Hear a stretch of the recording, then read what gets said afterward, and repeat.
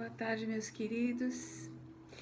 Que a paz do nosso Mestre Jesus continue nos envolvendo e que possamos aqui com o nosso bate-papo, que tem a função de discutirmos os temas pertinentes ao nosso livro de férias, estarmos conectados, pois o conteúdo mesmo principal das aulas, o conteúdo doutrinário, será dado quando retomarmos com as aulas presenciais. Que Jesus nos ilumine e possa nos habilitar para que aprendamos todos juntos todos os aspectos necessários ao nosso aprendizado dessa doutrina libertadora. E hoje nós vamos iniciar a discussão do nosso livro de férias, que é esse aqui: Brasil, Coração do Mundo, Pátria do Evangelho. É um livro que foi publicado em 1938 pela FEB, um ano que foi descrito pelos historiadores como um ano de muitas tribulações no nosso mundo, né? Veja só, tínhamos saído de uma guerra mundial, estava o mundo gestando uma segunda guerra mundial sem ter se recuperado economicamente da primeira. Estávamos sob vigência do Estado Novo de Getúlio Vargas. Getúlio Vargas, em 1937, deu um golpe de Estado e assumiu o governo do país, portanto, em 1938, que seria um ano programado para se ter eleições presidenciais. Estas não aconteceram e, enfim, ele colocou na ilegalidade os partidos, houve uma série de revoltas. Os integralistas invadiram o Palácio Guanabara, que era a sede do governo na época, né, no Rio de Janeiro. Enfim, um ano de uma série de tribulações. E é descrito esse período pelos historiadores como a época das incertezas, economicamente, politicamente, mas também é uma época em que florescia um sentimento de brasilidade entre nós. Nós, brasileiros, começávamos a tomar a rédea das nossas características enquanto povo.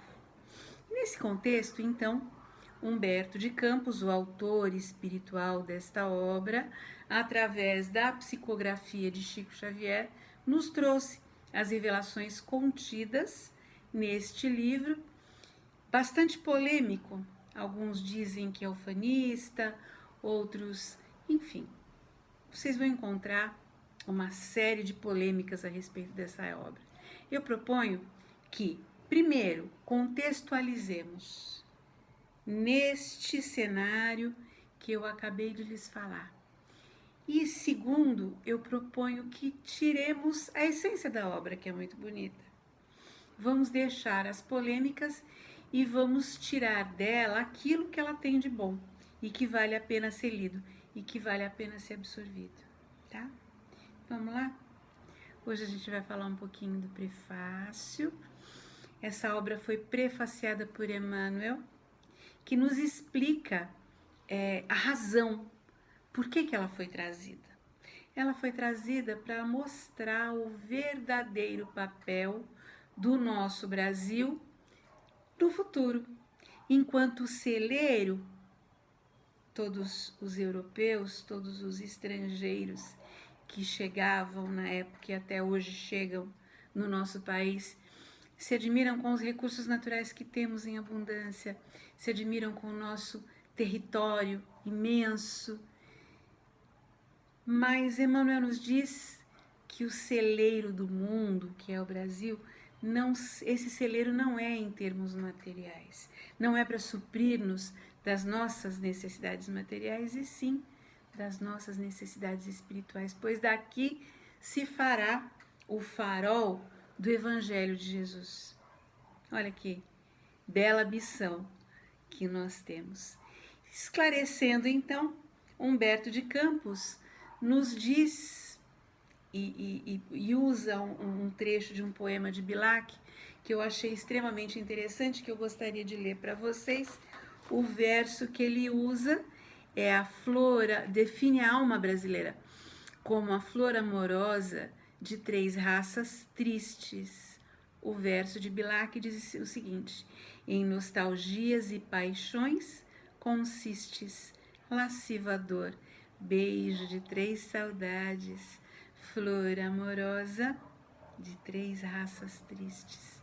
Aqui então o autor exalta a alma brasileira, amorosa, e coloca esta alma brasileira, flor amorosa de 3 raças tristes, como o campo fértil para que esse amor que nos traz o Evangelho floresça. E destaca também tanto Emmanuel como Humberto de Campos, nesses primeiros 2 trechos do livro, destacam o fato de que o Evangelho não é letra morta, que o Evangelho está conosco na Terra há tantos 1000 anos e que nós ainda não entendemos a sua mensagem de paz, de amor, e tanto desamor e tanto sangue já foi derramado em nome desta mensagem, que foi deturpada. E que o Brasil, então, a partir da luz da fé raciocinada, a partir da luz do Evangelho redivivo, teria a missão de trazer. E o livro discorre sobre várias oportunidades da nossa história, discorre sobre a formação do nosso povo. E é uma obra realmente muito boa de se ler e muito interessante nesse aspecto. Eu não vou me alongar muito no meu vídeo, vocês vão ler e nós vamos discutir isso mais tarde um pouco. Eu gostaria só de chamar a atenção para como Humberto de Campos termina esta explanação dele no início do livro, esse esclarecendo, que eu achei belíssimo o trecho. Aqui ele fala pra gente o seguinte: nos dias de provação, como nas horas de venturas, estejamos irmanados numa doce aliança de fraternidade e paz indestrutível, dentro da qual deveremos esperar as claridades do futuro.